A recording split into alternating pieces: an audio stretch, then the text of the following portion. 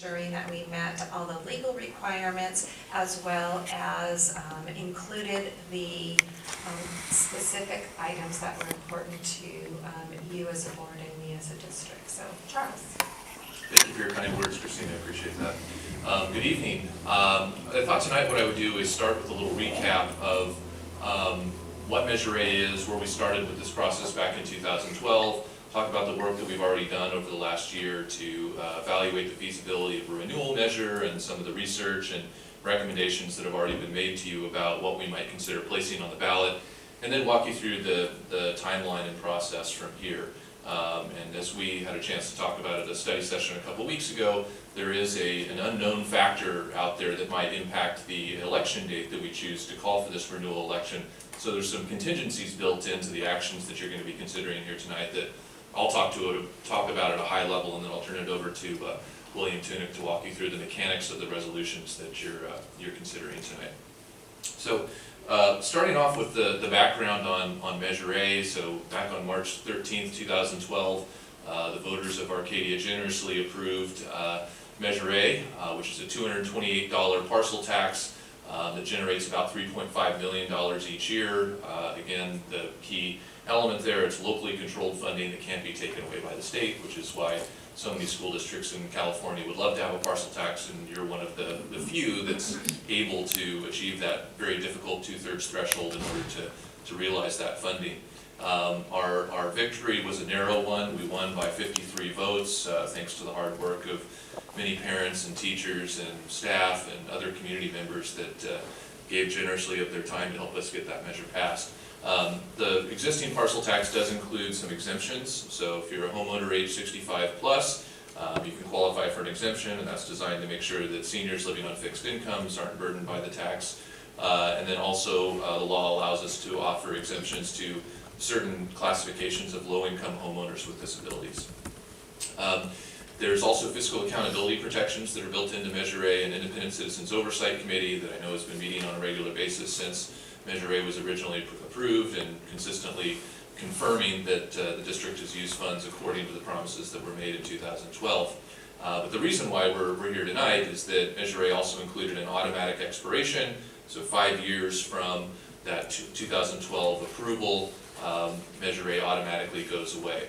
And in order for the district to continue collecting parcel tax proceeds starting in the 2017-2018 school year, so the school year that will start next fall, you must achieve voter approval for a renewal measure by essentially June 30th of this year, the end of the fiscal year. So then looking ahead at, okay, what does the process for renewing a parcel tax looks like? Well, a parcel tax renewal requires a 2/3 vote, just like the threshold for establishing the parcel tax in the first place. You're essentially creating a new tax that replaces the old one. This creates an opportunity for you to reconsider the key terms of the measure. So how do you utilize the funds? What's the tax rate that's needed at this time? What's the appropriate duration? Exemptions, accountability provisions. It's your opportunity to reconsider, have we structured this in the right way to meet our ongoing needs, not just the needs that we identified back in 2012 when we originally contemplated this measure.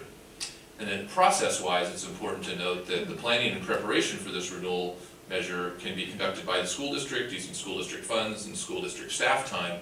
However, once the board votes to place this measure on the ballot, any advocacy to support the measure must be conducted independently of the school district using private funds, no school district resources, including staff time, facilities, or other resources, and that's specifically for advocacy for the measure. So those are some of the basics related to the parcel tax renewal.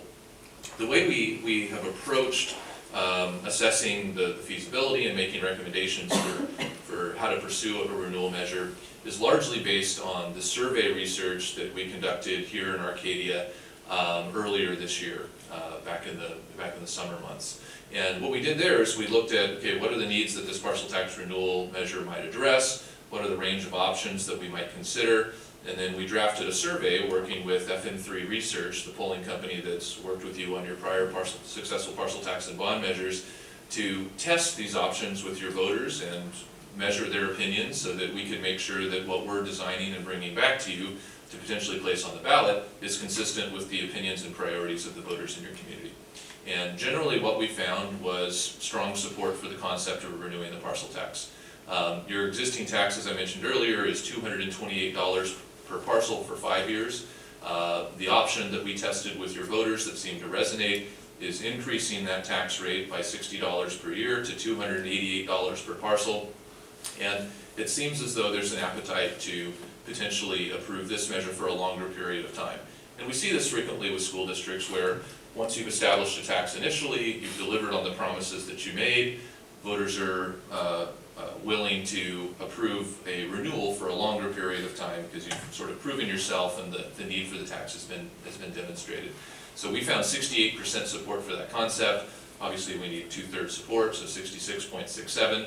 We're marginally above that amount in our polling, but frankly in my experience on 2/3 parcel tax measures, you're lucky to be marginally above the threshold required for passage. We just don't see, 80+% for these measures. You're always going to be playing right around the margin. So, and by comparison to the polling that was conducted prior to the original Measure A, this is quite strong support. A little bit of the information behind those overall numbers. We found that parents are significantly more supportive than non-parents, which makes good intuitive sense. Women were more supportive than men, so we learned something about the nature of the demographic support for the measure. We also tested what happens when you introduce additional information about the measure and arguments pro and con. So we sort of simulated a campaign environment to see how that influences support. Support does increase as people hear positive messaging, but more importantly it solidifies those people that at the beginning were saying they would probably vote yes, become definitely yes voters over the course of introducing that information. So it shows that in order to realize that 68% support for the measure, you got to go out and run an effective campaign to communicate those messages, or some of those probably yes voters might fall off. And the cautionary note from the polling was that with the introduction of opposition messaging, that support does drop below the 2/3 threshold. So we got to do a good job to try to campaign positively for the measure, but also neutralize potential opposition that might form against the measure. And as I mentioned earlier, support in this polling was stronger than what we saw initially. So based on that feasibility study, based on that research, we brought back a recommendation that you proceed with preparing a renewal measure for the February 28th, 2017 ballot. And we chose that date for a couple of reasons. One, it's very similar to the March election date that we utilized successfully in 2012, so we felt that that was a good time of year. It allowed us to steer clear of a number of other elections that were already scheduled in the area. The November election this year, which we all know was jam-packed with a multitude of issues and lots of campaigning going on, and it's challenging for these down-ballot issues to get caught up in that mix, so we wanted to avoid that. We also wanted to be out in front of the expiration of Measure A, such that if we go out and try hard but we come up just short of the 2/3 mark, it would give us a second bite at the apple before the funding actually expires. So we felt like building in that second opportunity was responsible planning. So based on all those factors, we recommended February 28th, and the timeline here sort of summarizes how we got there from the feasibility study last spring to the presentation of those recommendations in the fall, and then leading up to the December 2nd deadline by which the board must vote to actually call for that February 28th election, and then we would transition into the campaign portion of the process, leading up to ballots mailing to voters on January 30th and being due back to be counted by February 28th. What we learned a couple of weeks ago is that Los Angeles County is considering a potential March 7th special election for a county-wide tax proposal that would address issues of homelessness to support homeless programs within the county. Now, if that election were to occur on March 7th, the close proximity to our February 28th election creates some issues. There would be an overlap in the timeline that voters would potentially have ballots for both elections, and you can imagine the potential for confusion where, what if I stick both ballots in one envelope, mail them back together, but one doesn't get there on time, then that ballot doesn't get counted. Multiple overlapping elections is challenging, and the LA County Registrar of Voters expressed concern just about their ability to administer both elections in such close proximity. So Given that, so the other point related to that is that December 6th, so next Tuesday, is when the LA County Board of Supervisors will be considering whether or not to place that measure on the ballot. That's also the first meeting that the two newly elected members of the LA County Board of Supervisors will be seated and considering this issue. So it's a bit of an unknown whether or not they will actually move forward with that issue or not. Obviously, it has a big impact on what election date we choose, which is why what we're bringing to you tonight is two options. So option one essentially is that, and I can fast forward here to the sequence of events. Option one is that we proceed to adopt the resolution that calls for the February 28th mail-in ballot election. So this is essentially just implementing our original plan. Now, as William will describe here in a minute, he's included some language in that resolution that if the LA County Board of Supervisors next week chooses to call a March 7th special election for the countywide tax measure, we would withdraw our parcel tax measure from the ballot, right? So that we avoid this scenario where there's two elections a week apart. And in that case, we've also prepared a secondary resolution for you tonight that we're recommending that you adopt that would call for the same parcel tax renewal election, but on the March 7th ballot, the same date that the county is proposing to conduct their county-wide election. Now, if that doesn't go forward, then at your board meeting on December 13th, we are going to recommend that you adopt a resolution that withdraws that measure from the March 7th ballot so that you can continue with the resolution that you originally adopted that would allow for the February 28th election. I know this is very confusing. I apologize. Who's on first? Yeah. There are so many dates that yeah, it's hard to keep it all straight. But the point here is we're trying to preserve maximum flexibility and options for the school district. So obviously our preferred course of action is that we stick with the February 28th election that we've been planning for a number of months, and depending on the Board of Supervisors' action on December 6th, that very well may be the course of action that we follow. But we felt like we needed to have the Plan B in place so that if they do call that March 7th election, there's an opportunity for us to place our measure on that ballot, and then we'll find out what the results of that election are March 7th, and that still allows us a second opportunity to put a follow-up measure on the ballot before the expiration of your existing Measure A, should we need it. So again, we're trying to preserve that second bite at the apple as well. So lots of moving parts, lots of factors, but this is the scenario that we've developed that we think makes the most sense. So that's my overview. I'm happy to answer any of your questions, or we can ask William to come up and describe how he took this tangled mess and turned it into legal documents. Question, Charles. Because when we went to the polling done, our thought was that it was going to be a mail-in ballot only. Does that change the analytics on your recommendations? So it does, but only marginally. So if we were comparing a mail-in a ballot election to, say, a presidential general election or something that would generate significantly different voter turnout, then I would say that those poll results probably aren't applicable. But essentially what we're talking about here is going from a single issue local special election just on your parcel tax to a countywide election where Arcadia would also be conducting a local special election with potentially two measures on that ballot. I don't think you're going to see a dramatic difference in turnout in those elections, and really there the only factor is what does the introduction of that second measure on the ballot mean for support for your measure. And as we've talked about, I think in that scenario we just have to really emphasize the fact that why this Measure A funding is so important is that it's locally controlled, benefits local Arcadia schools, really play up the local control piece, which frankly we would do anyway, but I think it only becomes that much more important if you're on the ballot with a regional county-wide proposal as well. I should note that March 7th election will not be an all mail-in ballot election. It will be a traditional election, so there will be polling places on election day, but voters that always vote by mail will receive their absentee ballots as normal. How should we proceed? Shall we get a motion? I mean, shall we do our hearing and motion? Go ahead, let's do it. Yeah, okay, yeah.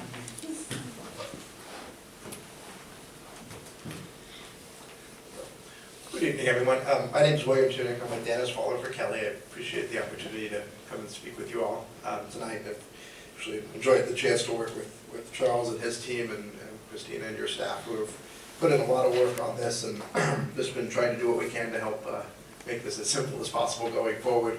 So just real quickly, I know you've seen the resolutions. I just wanted to talk a little bit about the structure of them, the differences between the two, and just some highlights on both of them before we move on. So the structure of the resolutions, which on its face is can be a little bit confusing. What you have is you have a resolution, about the first 6 or 7 pages of it. That is the board's direction essentially to the county superintendent, the register of voters, laying out that we're going to have an election, here's the mechanics, here's kind of the basics of what we want to have happen, and making all the required legal requests. Then behind that you've got the Exhibit A, which is the 75 words, that's what voters see on the ballot itself.